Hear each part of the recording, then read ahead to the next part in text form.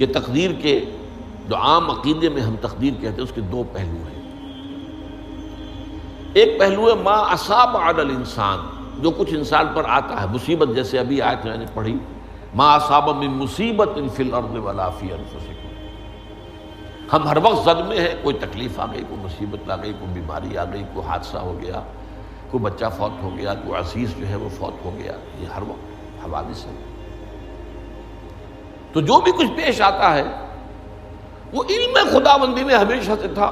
یہی وجہ ہے کہ ایک اور حدیث ہے ابن الدیلمی سے، لمبی حدیث ہے وہ، لیکن اس کے اندر جو آخری ٹکڑا ہے وَتَعْلَمَ، یعنی انسان کے نجات کے لیے لازم ہے کہ یہ بات بھی تم جان لو انما اصابک لم یکن لیخطئک وانما اخطأک لم یکن لیصیبک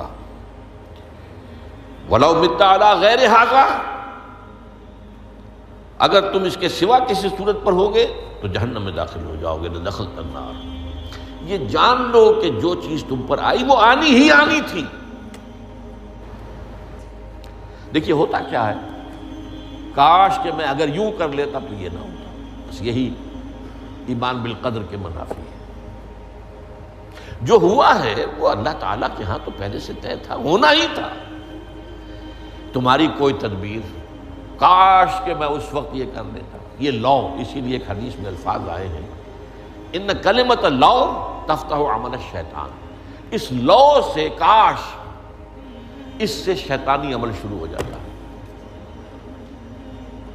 کاش کہ یہ ہو جاتا، کاش میں یہ نہ کرتا، کاش کہ ہو جاتا، تو یہ نہیں۔ تعلم انما اصابک لم یکن لیخطئک، تو جان لے اس بات کو کہ جو چیز تم پر آئی ہے وہ ہرگز ٹلنے والی نہیں تھی۔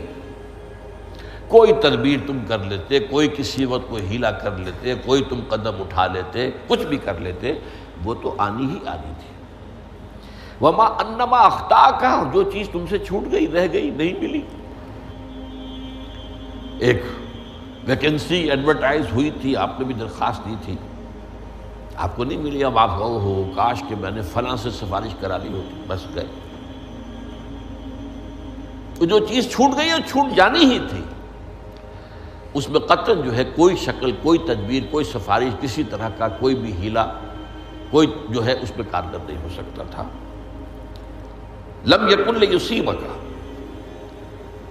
ومت علی غیر ذالک، اگر تو اس کے سوا کسی کیفیت پر تیری موت واقع ہوئی، اگر یہ یقین نہیں ہے، یہ ہے تقدیر کا وہ مفہوم کہ جس کا تعلق ہے علی ما اصاب الانسان، جو انسان کے اوپر وارد ہو رہا ہے، اس کے ضمن میں تقدیر کا مفہوم کیا ہے کہ جو ہوا ہے وہ تو ہونا ہی تھا، اس میں تو کسی شک و شبہ کی گنجائش نہیں، بالکل قطع اللہ تعالیٰ کا فیصلہ ہے۔ البتہ در حقیقت ایک دوسرا پہلو ہے، ما یفعل الانسان، وہ جو انسان کرتا ہے۔ یہاں آ کر یہ تقدیر کا مسئلہ بہت ٹیڑھا ہو جاتا ہے۔ آیا میرے اندر کوئی اختیار بھی ہے کہ نہیں؟ Do I have any free choice, یا ہر شخص پہلے سے طے ہے؟ تقدیر کا ایک عام مفہوم یہ ہے، اور اس مفہوم میں بھی بعض روایات بھی ہیں جو اس کی تائید کرتی ہیں کہ ہر چیز پہلے سے طے ہے، لکھی ہوئی۔ اور یہ جو حدیث ہم نے ابھی پڑھی ہے، یہ گویا کہ اس کی ایک مثال ہے کہ وہ جو لکھ دیا گیا تھا، فرشتے نے لکھ دیا تھا، رحم مادر میں لکھ دیا تھا، شقی او سعید، یہ بدبخت ہے یا سعادت مند ہے۔ تو ایک شخص پوری عمر نیکی کے کام کرتا رہا، آخری وقت میں آ کر کوئی ایسا حادثہ پیش آ گیا کہ وہ اہل جہنم کے سے کام شروع کر دی اور جہنمی ہو گیا۔ یا ایک شخص ساری عمر جو ہے جہنمیوں کے سے کام کرتا رہا، آخری وقت میں آ کر کوئی ایسی توفیق ملی، کچھ ایسا معاملہ ہو گیا، توبہ کر لی اور اس نے جو ہے اہل جنت کے سے اعمال شروع کر دی، ضرورت ہو گئی۔ تو یہ جو ہے علامہ اصابک کا علیحدہ بات ہے، اور علامہ یفعل الانسان، انسان کیا کرتا ہے، اس میں اس کی قدرت کتنی ہے، اور یہ ہمارے ہاں فلسفے کا بڑا مشکل موضوع ہے، اسی کا نام ہے جبر و قدر۔ ہمارے اسلاف میں بھی کچھ لوگ ایسے ہیں متکلمین میں سے، دیکھیے ہمارے ہاں ایک وہ لوگ ہیں کہ جو اس پر قناعت کرتے ہیں کہ جو اللہ نے کہہ دیا اور رسول نے کہہ دیا، اس سے آگے ہم مین میخ نہیں نکالیں گے، وہ محفوظ راستے پر ہوں گے۔ لیکن بہرحال انسان کو اللہ نے ایک عقل بھی دی ہے، اور یہ عقل سوالات اٹھاتی ہے، اور جو زیادہ ذہین انسان ہوتے ہیں ان کے اندر ان کی یہ مصیبت زیادہ ہوتی ہے، لہٰذا وہ تو سوچتے ہیں، کچھ نہ کچھ غور و فکر کرتے ہیں، بات سمجھنے کی کوشش کرتے ہیں۔ اس میں اب ہمارے ہاں دو طبقے ہو گئے، جبریہ قدریہ۔ ایک نقطہ نظر یہ ہے کہ انسان مجبور محض، کوئی اختیار نہیں، اور ایک یہ ہے کہ انسان قادر مطلق ہے، جو چاہتا ہے اپنے فیصلے میں مختار مطلق ہے، وہ فیصلہ کرتا ہے۔ انہیں قدریہ کہتے ہیں۔ تو جبریہ اور قدریہ ان کی بحثیں ہمارے ہیں، یہ وہی تقدیر کا مسئلہ جو میں نے کہا تھا، بحثوں میں آ کر الجھ جائے، آج تک حل نہیں ہوا، حل ہو سکتا ہی نہیں۔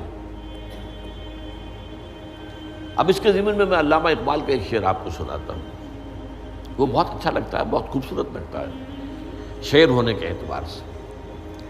تقدیر کے پابند جمادات و نباتات، مومن صرف اللہ کے احکام کا پابند۔ اس میں انسان سے پابندی کی نفی کر دی گئی ہے، وہ صرف پابند ہے اللہ کے احکام کا۔ نتیجے کے اعتبار سے تو جو یہ شعر کہہ رہا ہے، جو بات وہ صحیح ہے، پابندی اصل جو ہے وہ اللہ کے احکام کی ہے، لیکن یہ کہ تقدیر کی پابندی سے انسان بھی پوری طرح آزاد نہیں ہے۔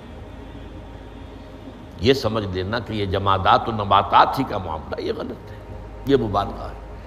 ظاہر بات ہے کہ شاعر جو ہے، شاعر مبالغے سے بچ نہیں سکتا، چاہے وہ علامہ اقبال ہو، کوئی بھی ہو۔ تو اسی لیے سورہ شعراء کے اندر جو عام شعراء کی جو صفات بیان ہوئی ہیں وہ آپ کے ذہن میں آ گئی ہوگی۔ مبالغہ کرتے ہیں، فی کل واد یہیمون انہم یقولون ما لا یفعلون، وہ کہتے بھی وہ کچھ ہے جو کرتے نہیں ہیں، اور یہ بات تو علامہ اقبال پر بھی چشمہ ہوتی ہے۔ بہرحال یہ شعر ذرا پھر نوٹ کیجئے، تقدیر کے پابند جمادات و نباتات، مومن صرف اللہ کے احکام کا، کوئی بات صحیح نہیں۔ انسان بہت سے اعتبارات سے مجبور ہے۔ سب سے پہلے جو ہے انسان کے اندر ایک تقدیر نوعی ہے، نوع انسان۔ چھوٹی سی چڑیا اڑتی پھرتی ہے، انسان نہیں اڑ سکتا۔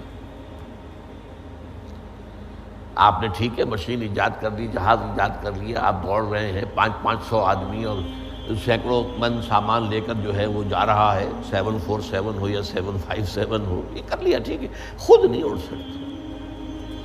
اب کیا کریں گے آپ؟ یہ تقدیر نوعی ہے، سپیشیز، ہر سپیشیز کے لیے اللہ نے ایک اندازہ مقرر کر دیا ہے، اس اندازے ہی میں رہے گا، اس سے باہر نہیں جا سکتا۔ پھر ایک تقدیر شخصی ہے۔ اب دیکھیے تقدیر شخصی کیا ہے؟ بعض اوصاف و صفات ہمیں وراثتاً ملتے ہیں، we have no choice۔ پہلے بھی یہ بات مانی جاتی تھی، آج جو ہے ذرا سائنٹیفک انداز میں ہم کہتے ہیں جینز میں چلا آ رہا ہے، اس جینز کو کوئی بدل سکتا ہے؟ جو جینز بھی آپ کو ملے اپنے والدین کی طرف سے، وہ آپ کی شخصیت کا ظاہر بات ہے کہ فیصلہ کن طرز پر اس کو ڈھال دیتے ہیں۔ جینز ہے، پابندی ہے۔ نمبر 2 یہ کہ خاص طور پر جو گھر کا ابتدائی ماحول ہوتا ہے، ماں کی گود اور ابتدائی گہوارہ گھر کا، اس کے جو اثرات مرتسم ہو جاتے ہیں شخصیت کے اوپر، وہ بھی بڑے مستقل ہوتے ہیں، پختہ ہوتے ہیں۔ ان دونوں چیزوں کو ضرب دے لیجئے، hereditary factors multiplied by environmental factors, اس سے مل کر ایک شے تیار ہوتی ہے جس کو قرآن کہتا ہے شاکلہ۔ قل کل یعمل علی شاکلتہ فربکم اعلم بمن هو اہدی سبیلا، سورہ بنی اسرائیل۔ شاکلہ کسے کہتے ہیں؟ شاکلہ شکل دینے والی شے۔ آپ کو لوہا ڈھالنا ہے، کوئی خاص پرزہ بنانا ہے، اس کا پہلے سانچہ بناتے ہیں۔ لوہے کو پگھلا کے اس میں ڈالیں گے تو جیسا سانچہ ہوگا ویسا ہی لوہا جو ہے وہ شکل اختیار کرے، اسے شاکلہ کہتے ہیں۔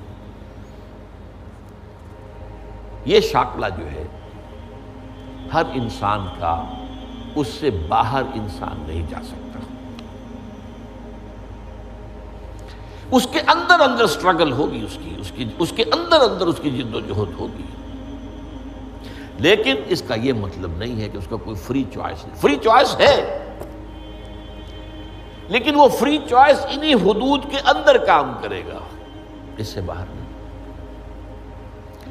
اس بات کو مختلف احادیث میں حضور نے بہت خوبصورتی سے بیان کیا۔ ایک حدیث بڑی اہم ہے، بڑی اہم ہے۔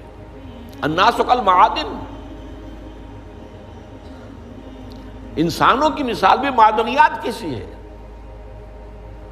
اب سونے کی معدنیات میں سے سونے کی جو اور ہے، اب پتہ نہیں اردو میں مجھے معلوم نہیں اور کا ترجمہ کیا کرتے ہیں عام طور پر، لیکن جانتے ہیں اور وہ کچی دھات جس سے کو صاف کر دیتے ہیں تو پھر وہ دھات جو ہے خالص شکل میں سامنے آ جاتی ہے۔ سونے کی اور سے سونا بنے گا، چاندی کی اور سے چاندی بنے گی، سونا تو نہیں بن سکتا، جتنا چاہے صاف کر لیں، وہ اور تو مستقل۔ الناس کالمعادن خیارکم فی الجاہلیت خیارکم فی الاسلام، جو تم میں جاہلیت کے دور میں، پری اسلامک دور میں جو بہترین تھے وہی اسلام میں آ کر بہترین ہوئے۔